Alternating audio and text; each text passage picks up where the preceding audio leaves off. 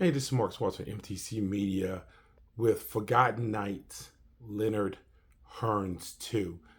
So to give you a little background, in 1981, Leonard and Hearns fought one of the best fights in modern fight history, back when fights were still 15 rounds. Tommy Hearns looked like he had a win over the Olympic gold medalist, who by then had uh, exercised revenge on Roberto Duran after Leonard had gotten his first loss. Frankly, Tommy Hearns dominated the first fight, closing one of Leonard's eyes, which led to the detached retina. But Hearns, which we have found out over his career going forward, tired late, and Leonard ended up scoring a 14th round TKO. For Tommy Hearns, there was no rematch that Leonard had pressured Duran in after Duran had beaten him. This was the start of Leonard's retire, unretire, retire, unretire act, where he would delay and delay and delay fights. Well, Leonard had, by going into 1989's rematch, had gained a measure of confidence. He had waited out Marvin Hagler and then stole a victory from him after watching Hagler fight brutal fight after brutal fight with Roberto Duran, with John the Beast Mugabe, and then after that said, "Let me fight a a Hagler which had been beaten up and worn down while Leonard had sat and rested." Well, imagine the frustration that Tommy Hearns had. As long as Marvin Hagler had waited for this big payday with Marvin Hagler, the big payday with Leonard, we ended up losing Hagler Hearns 2, because Hearns decided that if he was going to finally be given the chance to Leonard, that he would fight it. This eventually would lead to Hearns and Sugar Ray Leonard 2. Sugar Ray Leonard was coming off a knockout win over Donnie Lalonde, where he knocked him out in the 9th round, but had been knocked down by Donnie Lalonde earlier in that fight. Now, though, the Sugar Ray Leonard that we saw in the first Hearns fight was not the Sugar Ray Leonard now. The Sugar Ray Leonard stood more flat-footed and in front and engaged a lot more.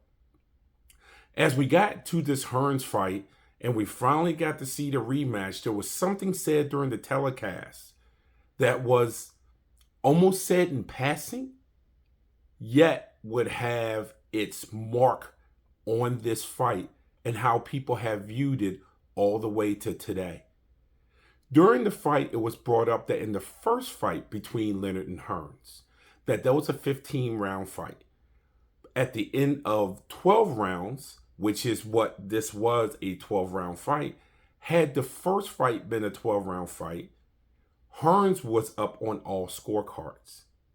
There was a cry that the reason that was because Leonard was not properly scored in rounds that he dominated. There was an outcry that 10-8 rounds shouldn't be just reserved for rounds with a knockdown. This seems a little squirrely in today's boxing, because you really only get a 10-8 round with a knockdown, which is the way it had been for so long. Why do I bring that up? The only reason this fight ends up being a split draw and not an easy victory for Tommy Hearns, who knocked down Leonard twice, so he had two 10-8 rounds, it's because Tom Kazermak had scored a 10-8 round for Leonard in the 5th round. In fact, all 3 scorecards gave Leonard a 10-8 round in the 5th round, despite there not being a knockdown. And then, the 12th round comes, and Dalby Shirley gives Leonard a 10-8 round without a knockdown. So on Kazermak's card, it was 113-112 Leonard with a 10-8 round without a knockdown.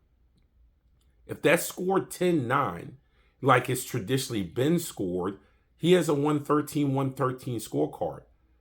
Dalby Shirley scored the fight 112-112. He gave Sugar Ray Leonard 2 10-8 rounds with no knockdown. So if those are scored traditionally 10-9 rounds, that's a 114-112 for Hearns. I scored the fight for Hearns, not as much as Harold Letterman, who had a bigger scorecard than what I had for Hearns. But Hearns not getting the victory in the second fight was all about public pressure to reward Sugar Ray Leonard with 10-8 rounds when he doesn't score a knockdown.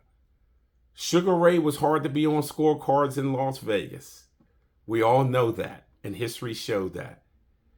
But it's really, really disconcerting for Hearns, who had been stalled out for 8 years, to score 2 knockdowns and walk away with a split draw because of the politics and the crying and the working judges by the Leonard camp.